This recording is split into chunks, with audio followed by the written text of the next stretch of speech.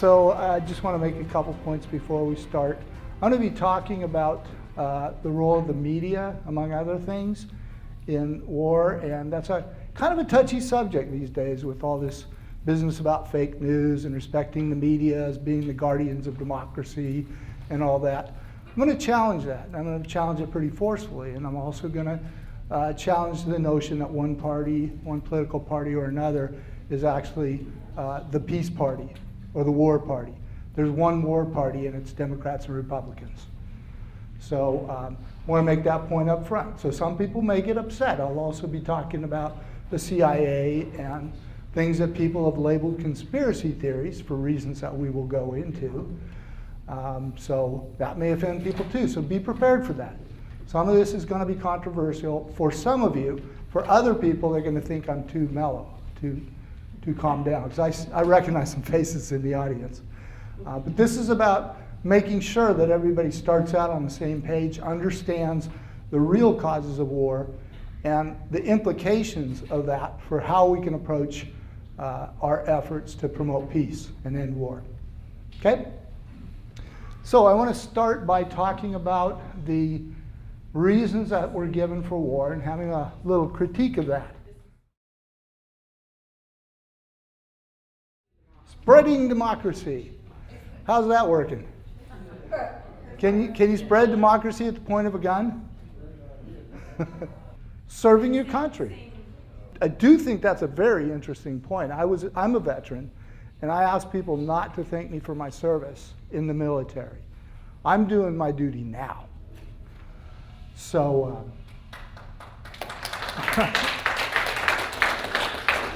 and I think most people who are members of Veterans for Peace would say the same thing. Some get very upset. I appreciate that people mean well, but this is what I do. I try to educate people about why they should support maybe, healing the veterans, but also thinking about the civilians who are killed in much greater numbers.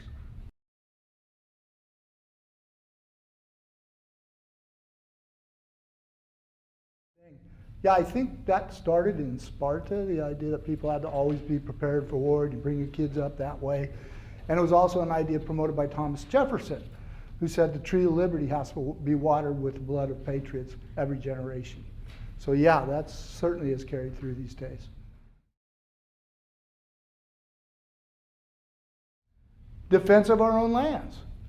That might be actually a justifiable excuse. Have we ever had to defend the United States from invasion? Anybody remember the War of 1812? Not personally, but hearing about it. Who declared war in 1812?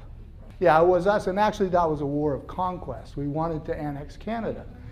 People in the Northeast actually talked about separating from the rest of the United States, or the rest of the colonies, or not, United States, I'm sorry. They talked about separating from it. They had totally different ideas. Much of the country appreciated the help that we got from France. Other ones were still allied with Great Britain, so it was a big problem back then. But the point is, we started the war, we were not really fighting in self-defense. We had to defend ourselves after they retaliated. And that's actually a theme that's resonant today in Ukraine.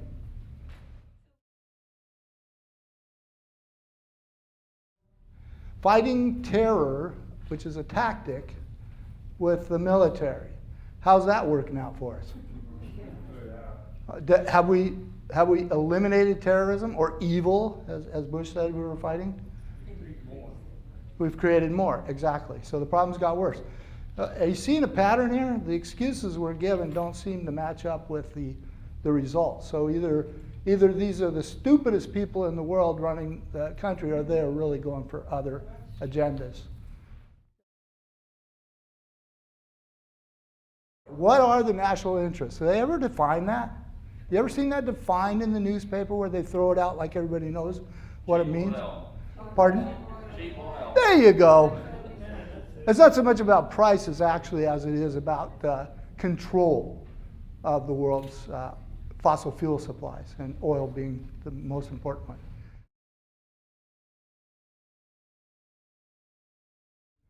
When do you think was the first time the United States used the excuse, we're fighting for their rights, where we're going and invading, we're fighting the bad guys for their sake? The Civil War? I mean, that was part of the drumming up from the North was to go. Okay, to save the Union, which was good for all the people. Yeah, that's actually. And free the slaves. Although that was not the main rationale. No, but the abolitionists' drum roll was to save the slaves. Absolutely, yeah, and it ended up doing that, but that was not the primary purpose, and had that been the only reason, they wouldn't have gone to war, I'm sure. But it was declared the reason that we were going to fight in the Spanish-American War. We were going to help the Cubans who wanted independence from Spain. That was one of the main, not the only, but the main rationale. The explosion of the Maine was just a trigger that set it off. But Hearst and others were already pushing for that. Free the world from tyranny, so we tyrannize. Yep, and there's lots of examples you can think of that, huh?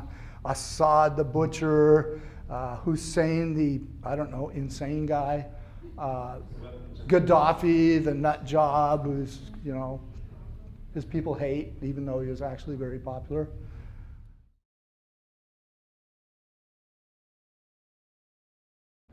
Is war good for the economy? For some, yeah. But how about for the general overall economy and average people? It absolutely is not.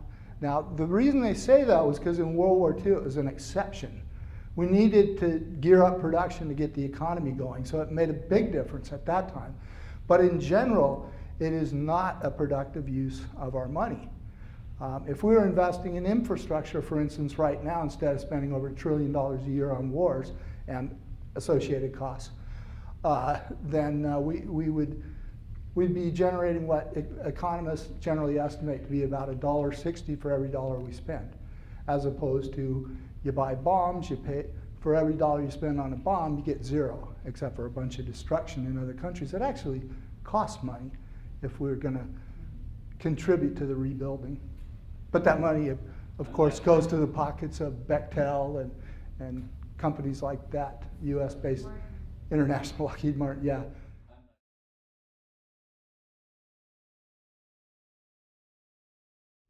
Right, and the Civil War, same thing, a lot of advantages. Now, does anybody here think that that was a good use of, a good excuse for a war? No. Yeah, and it's okay to use torture because they're not really human. We've been saying that in one form or another in pretty much every war, too. Not so much in the Revolutionary War. Washington made it a major point not to torture prisoners like the British did. And we seem to have forgotten that. We revere him as the father of the country, but we forgot one of the main lessons that he taught us about war. How many times have you heard, we are the exceptional nation? If we don't enforce and defend the world order, who will, right? The Russians, the Chinese, they're the bad guys. So yeah, absolutely, you're right. And when I say excuse, I really mean rationale, because they don't think they need an excuse. You know, they're just telling us why we have to do it, and we're supposed to accept that. And unfortunately, most of us do. We have to respond because they expect us to. They won't respect us if we don't respond with force. And I'm thinking specifically about the Gulf of Tonkin. So they invented this incident. Well, they blew out of proportion the first attack, and they invented the second attack in the Gulf of Tonkin to justify starting a war that almost nobody in Congress opposed. Does anybody remember the vote in the Senate on the Gulf of Tonkin resolution? Wayne Morse. Wayne Morse was, I think he was one of two, or was it? The guy from Alaska. No, Gravel wasn't in yet, but no, but he's definitely a staunch anti-war guy. I think it was 98-2, and Wayne Morse, he stood up, and then he got voted out of office the next election. So, yes, Don. We're in partnership with the United Nations. That's true. You know, the Constitution says that Congress has to debate and approve a war before we go to war. But starting with Truman, we started doing things like police actions, where the UN would pass a resolution saying, okay, you can stop this aggression, and that, you know, that's it. And of course, we exceeded that mandate, and we're still there, and we claim there's a UN peacekeeping force there. It's not a UN peacekeeping force. It is a US-led occupying force. Does anybody here think peace, excuse me, that war is inevitable? Okay, no, it is always a choice. So if you hear anybody say war is inevitable, please challenge them. Challenge them like you would challenge them if they made a racist comment in public or in your presence.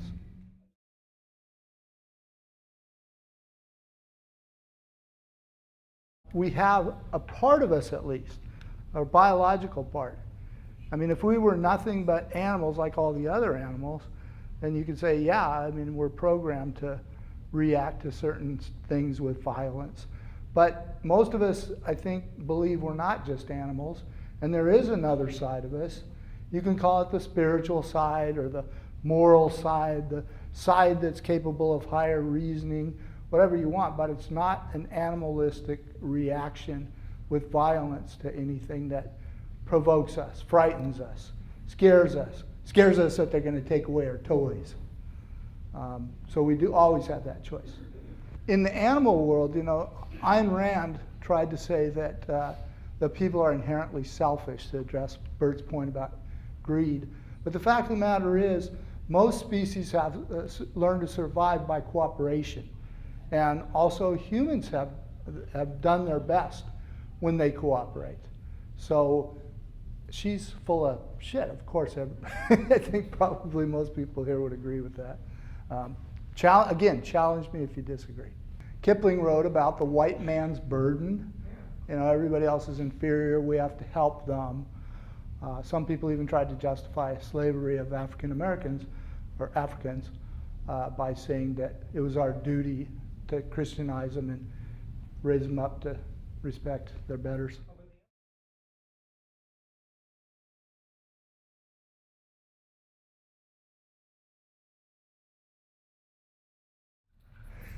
Well, you know, not only is that a real reason, but it's also, Mitt Romney explicitly said that in 2012 when he was running for president. He said, well, we can't eliminate all those jobs. And the truth is our economy does depend on those jobs right now, but we can transition. And that's one of the things that World Beyond War is working on. Thanks for that lead in. There's a book over here describing an educational program about how to convert to a peacetime economy. Unfortunately, I only have one copy, but you can obtain your own copy by going to worldbeyondwar.org. I think that's her website. There are other agendas at work that may actually be more important than the stated agendas, which is actually why I started out talking about the excuses for war. Now we're getting into the real causes of war. So the way I would put that back to you is, have they really failed to achieve their objectives, the real objectives? And my answer would be, well, sometimes, yeah, they haven't even achieved their real objectives, but frequently they have made what they consider to be important gains on their ultimate design of world domination. It's not actually a secret. I'm not just inferring this from the data. Anybody heard of PNAC? Project for a New American Century? Dick Cheney, Paul Wolfowitz, Richard Fife, those kind of guys, the neocons. Bill Kristol. Bill Kristol, oh yeah, of course, how could I forget Bill Kristol? They actually wrote this in a document, ironically or not, 1 year before 9/11, September of 2000, about their plan for world domination. And included specifically attacking certain countries who all ended up on a list that was discussed with Richard Clarke 2 weeks after 9/11. There were 7 countries on that list. and they were all supposed to undergo regime change in 5 years. That was the plan, and it wasn't new. Project for the New American Century was just the latest iteration. They had actually been talking about a lot of that. In 1996, there was a strategy for reshaping, I don't remember the title, but it was a strategy paper for reshaping the Middle East.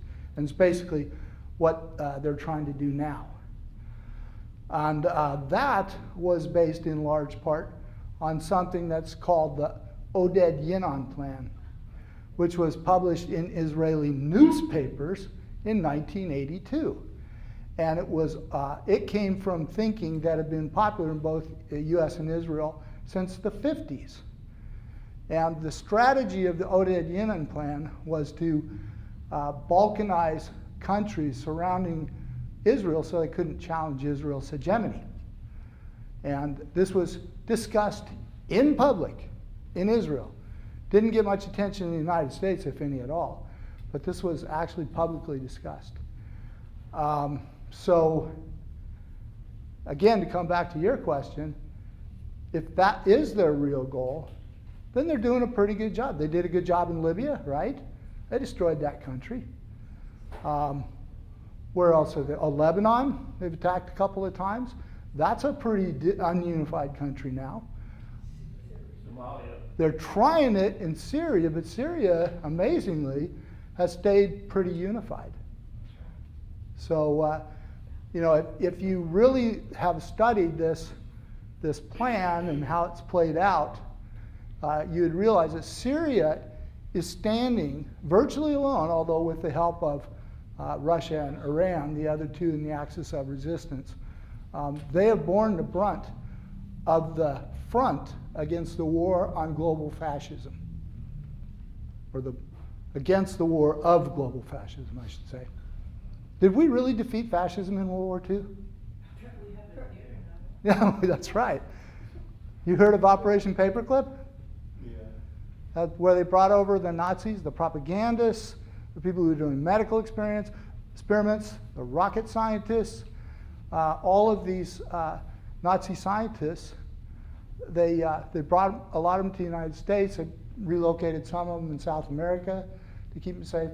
They worked also security experts. A lot of the ones that went to South America were security experts.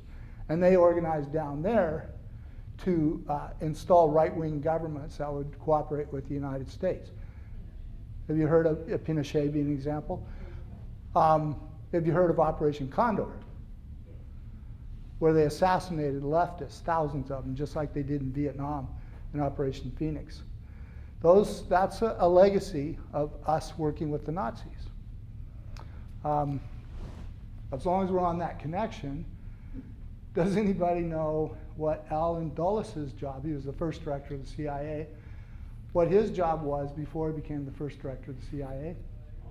Investment banker. Yes, he was an investment banker, and they were working with banks in Germany, Nazi banks, and they were also working with some of the Nazi production companies that were involved in their war production effort, IG Farben being one example. Bush family.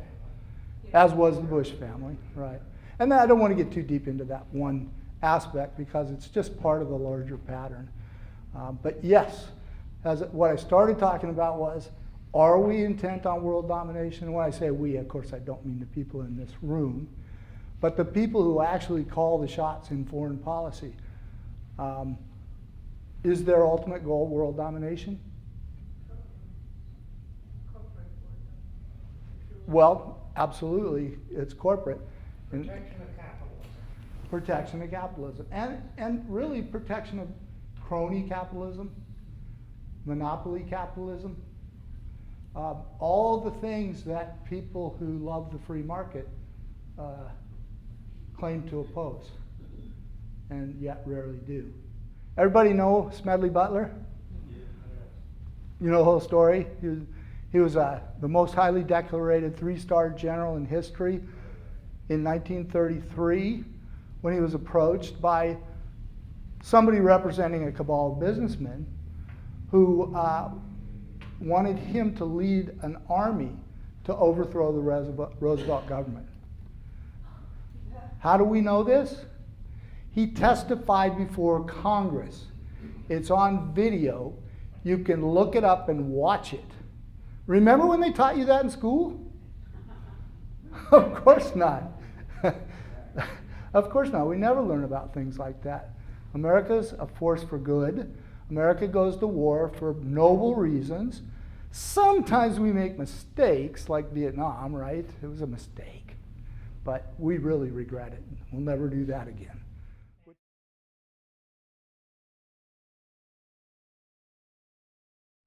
He actually called himself a gangster for capitalism.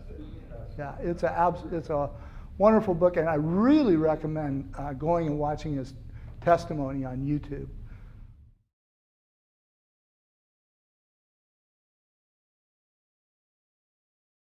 Yeah, there is support from people who work in weapons manufacturing. What's that? Which is distributed in all 50 states deliberately to make it an economic issue for every representative in the House of Representatives and their senators. But what's that quote? I'm sure somebody knows.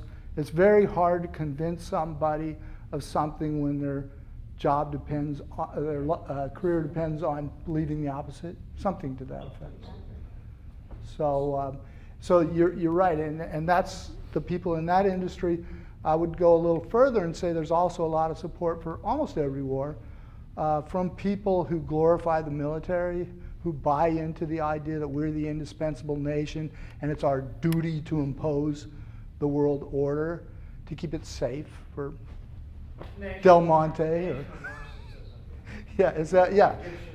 American chauvinism. Yeah, American chauvinism, Israeli chauvinism.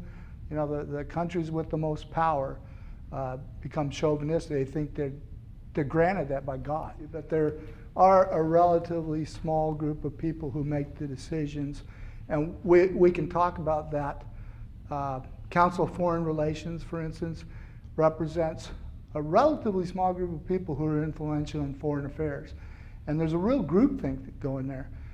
People who are more junior in the national security establishment, their careers depend on them buying into this neocon crap, which used to be considered crazy not that long ago.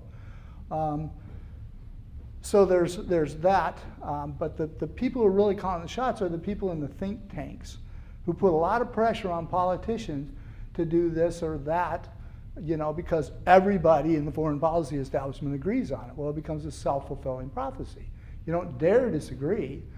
I mean, could you imagine Senator Merkley standing up and saying, well, the Russians didn't do anything wrong when they recognized Crimea's independence after the vote. They were already there and they were mostly Russians. It was not surprising they voted 98% in favor of separation and confederation with Russia. They'd always been a member of Russia for centuries before that. And in fact, Ukraine only existed because Khrushchev gave them republic status in 1952 because they'd always wanted it. And he was from Ukraine, actually. Without any vote by the Ukrainians. Right, without any vote by the Ukrainians. I've got a friend in Ukraine. He's an American, but he's studied the history really in depth. And the actual people who are pushing for Ukrainian nation independent of the Soviet Union was a relatively small group in Galicia. I probably didn't say it right, but so they were nationalistic, they're fascistic. They fought, their hero is Stephen Bandera, who was a avowed fascist who fought with Nazi Germany until Hitler made it clear that he wasn't going to favor an independent Ukraine, and then he started fighting the Nazis too. But they massacred, I don't know how many, probably millions of Jews, and took part in the Holocaust. I mean, these are the kind of people that we're supporting now in Ukraine. They're the ones who got violent in Maidan. We've got video of people who are positively identified, who were associated with right sector, Svoboda, who were doing the shooting. They were shooting both policemen and protesters because the point was simply to turn it violent so that they could stage a riot and take over the Rota with the Senate Oh, they provided cookies by Victoria. Right. At least they had cookies. Right, who got caught on an intercepted phone call talking about the $5 billion the United States spent to prepare them to stage a revolution. Well, actually, it's on video. It is. Victoria Nuland was testifying. That's right, she testified about it later. $5 billion Yep. to bring about that revolution. And then she said, fuck the EU. That's right. Remember when that was actually in the news that she said fuck the EU? It's on YouTube. She said it, and it actually made the mainstream news, but they obfuscated what the conversation was about. It made no sense. I had no idea. That's all I knew. I would have had no idea what she was referring to. We were behind the coup. And what was that $5 billion spent on? Anybody ever heard, besides you, Jack, of the National Endowment for Democracy? It's an NGO, which means non-governmental organization, and it's funded by Congress. Wholly owned subsidiary of the CIA. It is. In fact, As is the USAID within the State Department. right, the NEDs was created in the 80s during the Reagan administration to take over the propaganda function of the CIA, so they didn't have to do it anymore, because they got in trouble for. Gave it a pretty name. Yeah. And it's really interesting the way it works. There's several different agencies they fund. One of them is the International Republican Institute, I think it is, RIO. And that actually is literally funneled through the Republican Party. And so they support governments that they think are going to be more right-wing. That's not a good way to put it. Aligned with their party, I should say. And then there's the counterpart for the Democratic Party that goes through the Democratic Party. And they have the gall to call this a non-governmental organization. Okay, given that now that we kind of understand the real root causes of war, what can we do about it? And I guess I do need to make a couple of comments before we start, because some things didn't get brought up that I think are really important. One thing is that we talked about wars being essentially about controlling resources, but things are a little different now than they were back in the earlier wars, where they were mostly about land or gold or things like that. Now, the U.S. economy, for sure, actually the world economy, depends on the stability of the dollar. And the dollar is not backed up by gold anymore. It's not backed up by anything but the petrodollar, which means that if most countries stopped buying oil in dollars, all those trillions and trillions of dollars we put out there are not going to be worth as much as they were. Countries keep a lot of dollars in reserve in order to buy fuel. The other thing they keep them for is to make sure that currency doesn't get devalued. They have to keep a certain amount of dollars. So those are the two ways that we can produce trillions and trillions of dollars that are, when they come back through weapon sales primarily. This is a huge thing that we have to face if we're going to organize to end war. We have to understand that, if we want to save the planet from climate change, we have to understand that what we're really up against is an entire system that depends on fossil fuel dependence. And that's what our military's main job is, to secure those fossil fuel resources, or control them at least. And so we have to figure out how we're going to make people aware of the real costs of war. And I will say that aligning ourselves with the climate change movement is probably the most important way that we can do that. Krista and I just attended something a couple weeks ago in Corvallis, where war tax resistors sponsored it, and they brought together a bunch of people from 350.org and other organizations to strategize about how we could bring these two movements together to reinforce each other. Here's an interesting statistic. A military jet operating for 1 hour uses as much fuel as the average American driver does in 2 years.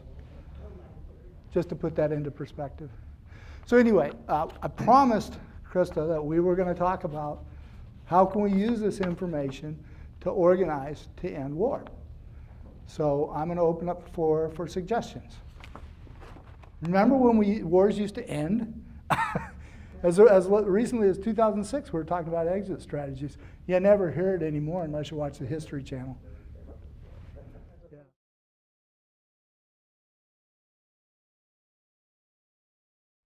Yeah, social media is actually quite important. And how you communicate is also very good. If you just communicate your anger, it's not nearly as effective as if you communicate, as Krista points out, what people can do. And do it in a positive way. And don't do it by demonizing people who probably by and large don't really realize how they contribute to the problem. Just state the facts in a positive way, what people can do, and that's the best way you can use social media, I think.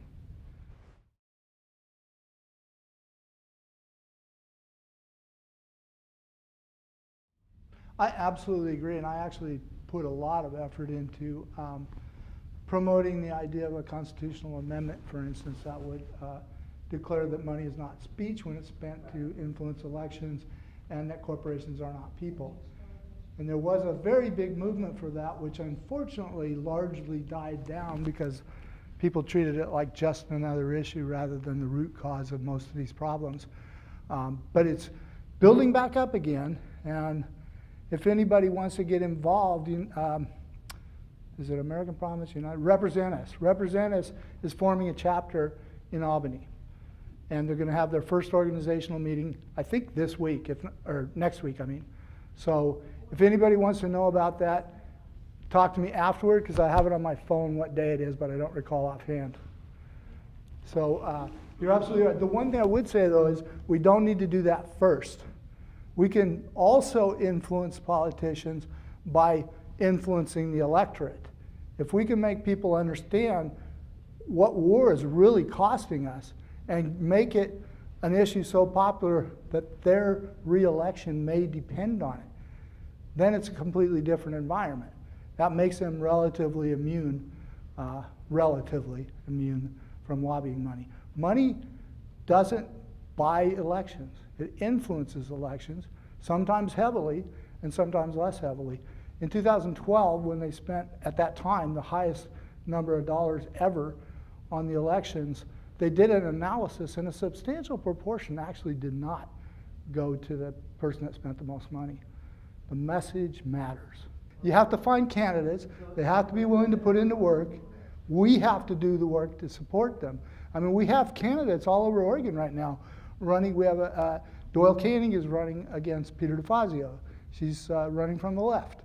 Mark Gambia is running against Kurt Schrader. He's running from the left. These people are very, very anti-war. So, how do we know that? Well, I don't know all about everyone, but I know that Doyle Canning has a record you can look at of opposing wars. Actively, not just rhetorically. And I'm not promoting any candidate because I represent a couple nonprofits here. I'm just pointing out that's a fact.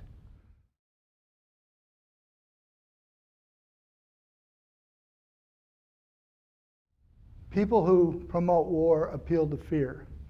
We need to consider that in how we message. And that's why one of the reasons why I said we need to do positive messaging, and we need to try to alleviate people's fear and make them feel solidarity with us by pointing out the ways that we are all hurt by war and the ways we can all benefit by ending it. So that's an excellent point about fear. That's something we have to counter.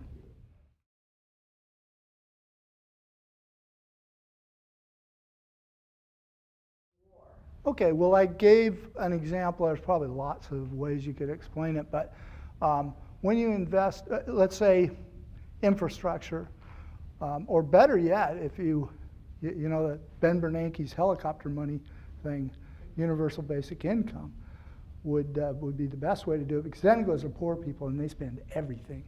that they take into the multiplier effect, the number of times that dollar would circulate and be spent, creating more GDP, would probably be over 2. The dollar would probably circulate several times before it's put in a bank somewhere and not invested anymore.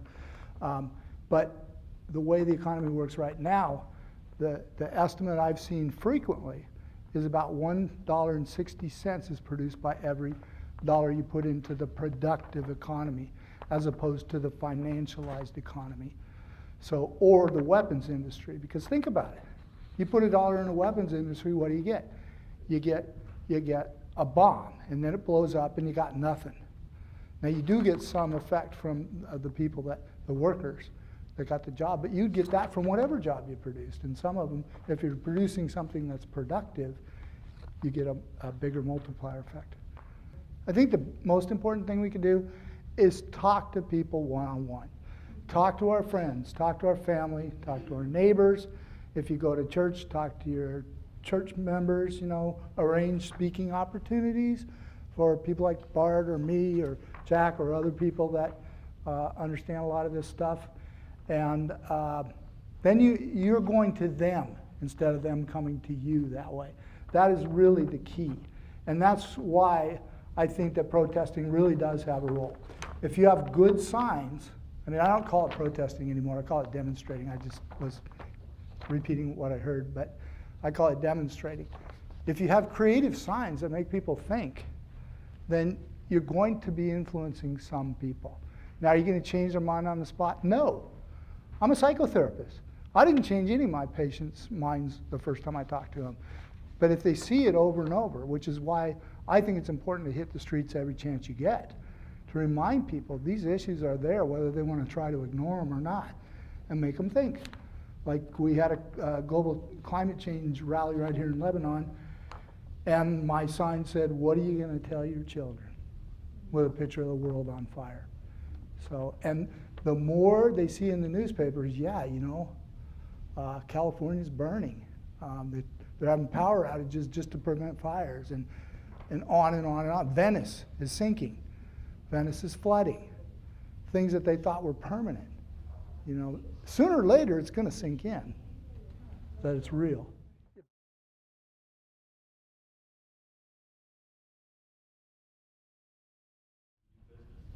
Yeah, I totally agree, and I really admire Tarek and his partner for what they're doing in Ireland. However, not everybody can afford direct action. Not everybody can afford to go to jail or prison, go to court, fly back and forth from wherever they're or get to where they're demonstrating in the first place. Anybody can, just a second, anybody can demonstrate, but it's just one thing. That's not even on the list of things I came up with, but it is something where people can be a part of it.